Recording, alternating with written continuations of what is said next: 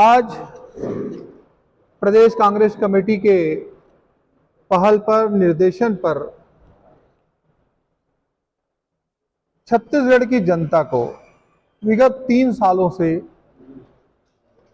Rail यातायात को जो एक षड्यंत्र के तहत, जैसे शरद भाई ने बताया, षड्यंत्र के तहत और निजी हाथों में सौंपने की पूर्व तैयारी के चलते आप देखेंगे कि 2020 से अब तक लगभग 64,382 से ज्यादा ट्रेनों को रद्द करने का एक षड्यंत्र मोदी सरकार ने और मोदी सरकार के निर्देशन पे भारत के रेल मंत्रालय ने जो किया है, और उसके चलते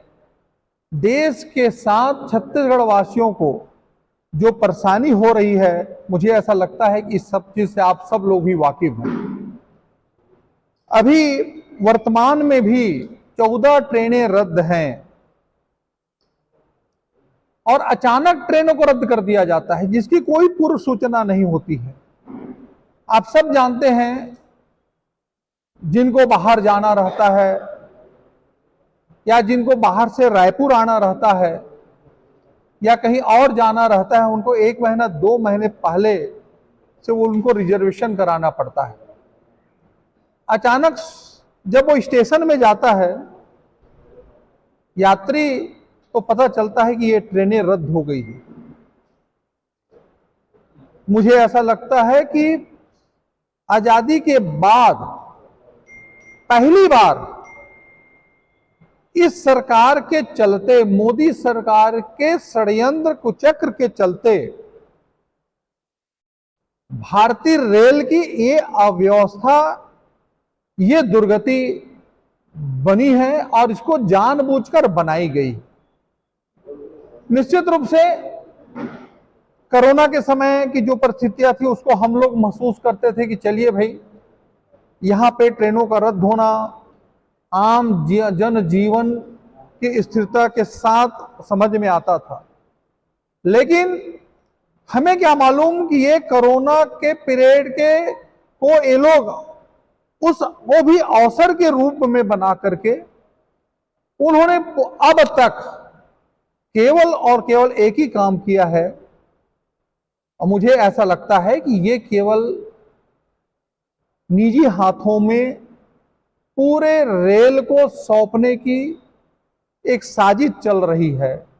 जिसके चलते ही शायद ये परिस्थितियां उन्होंने जानबूझ करके निर्माण किया है, यात्रियों को परेशान करने का, हलाकान करने का। और केवल इससे यात्री ही परेशान नहीं हो रहे हैं, आप सब इस बात को भली भांति समझते हैं कि हमको जो बुजुर्गों को जो सुविधा दी गई थी, प्रेस वालों को जो सुविधा दी गई थी, आम कामगारों को, जो दैनिक यात्री होते थे, जो यात्रा रेल से यात्रा करके अपने गंतव्य स्थान में पहुंचते, वो सारी सुविधाएं लगभग इस सरकार ने छीन ली है। ये तो सुविधाएं छीनी है, उसके बाद इन्होंने जो ट्रेन को रद्द किया है, वो आप सब लोग समझ सकते हैं उससे आम जनों को कितनी परेशानी हो रही है। और यही कारण है कि प्रदेश कांग्रेस कमेटी के हमारे सम्माननीय अध्यक्ष श्री दीपक बैस जी ने इस परेशानी को समझते हुए एक विपक्ष की भूमिका के निर्वहन की जिम्मेदारी को स्वीकार करते हुए उन्होंने इसके लिए चरणबद्ध तरीके से इस षड्यंत्र के खिलाफ उन्होंने आंदोलन करने का निर्णय लिया है। उसकी शुरुआत आज से हम विभिन्न सारे जिला मुख्यालयों में प्रदेश संगठन के विभिन्न पदाधिकारीगण जा करके इस प्रकार के प्रेस वार्ता कर रहे हैं। उसके बाद 10, 11, 12 को सारे शहरों में, अन्य जगहों में पम्पलेट, पर्चे, अन्य माध्यमों से आम जनता को जागरूक करने के लिए और भारत सरकार और विशेष रूप से भारतीय जनता पार्टी के वे लोग जिस छत्तीसगढ़ से लगभग 9 सांसद चुन के आए, आज उनके जबान से इस रेल की अव्यवस्था के बारे में, अपने मोदी सरकार के बारे में एक शब्द भी नहीं निकल पा रहा है। इसी को हम आम जनता को इस प्रकार के हमारे प्रदेश कांग्रेस कमेटी के निर्देशन पर पत्रकार वार्ता के माध्यम से, पाम्पलेट प्रचार माध्यम से, और फिर 13 तारीख को हम लोगों ने रेलवे स्टेशन में जहां जहां भी हमारे छत्तीसगढ़ के अंदर में जो भी रेलवे स्टेशन आएंगे, वहां पे हम लोग, हमारे कांग्रेस के लोग, आम लोगों की सहभागिता से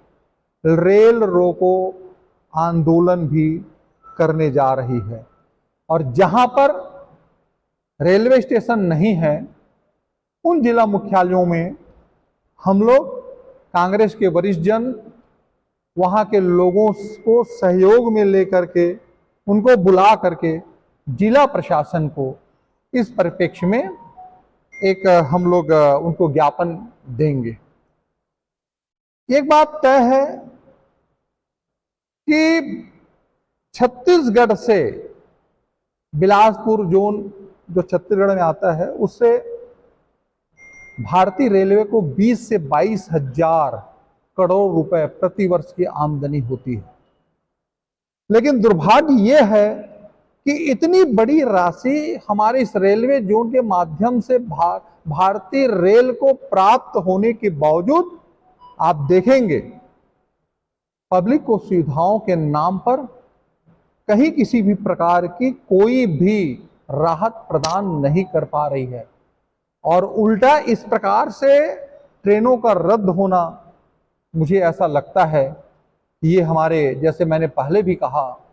फिर दोहरा रहा हूं, ये स्वतंत्र भारत के पश्चात का ये इतनी बड़ी भारतीय रेल, जो पूरे विश्व की सबसे बड़े रेल संस्थान के रूप में जाना जाता था, आज उसकी इस प्रकार की दुर्गति की कल्पना शायद कभी किसी को नहीं रही होगी। आम जनता परेशान है और इसी परेशानी को ध्यान में रखते हुए कांग्रेस इस प्रकार के 3 दिवसीय कार्यक्रमों के माध्यम से हम न केवल इसका विरोध कर रहे हैं, बल्कि आम जनता को भी हमारे इस 3 दिवसीय आयोजनों के माध्यम से उसको जागरूक करने का कार्य कर रहे हैं कि ये जो भारतीय जनता पार्टी की, मोदी की जो केंद्र की सरकार है, वो वास्तव में जन विरोधी सरकार है। इसकी बहुत सारी हरकतें हैं जिससे आम जनता पीड़ित है। लेकिन ये तो बोलते हैं ना, सच कंगन को आरसी क्या, ये वाली बात, कहावत चरितार्थ हो रही है। मुझे इसे